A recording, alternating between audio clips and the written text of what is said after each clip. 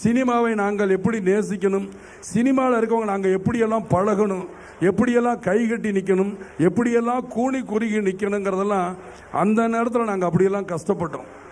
ஒவ்வொரு கம்பெனிக்கும் படியேறி போய் எங்களுடைய ஆல்பங்களை காட்டி சான்ஸ் கொடுங்க சான்ஸ் கொடுங்க அப்படின்லாம் சொல்லி எவ்வளவோ போராட்டத்தில்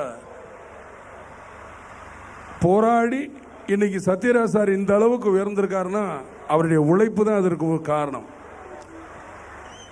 அதோடு அவருடைய சில நேரங்கள் நான் பழசுகள்லாம் கொஞ்ச நேரம் உங்களோட நினச்சி பார்க்கணும்னு நினைக்கும் பொழுது ரொம்ப சந்தோஷமாக இருக்கும்.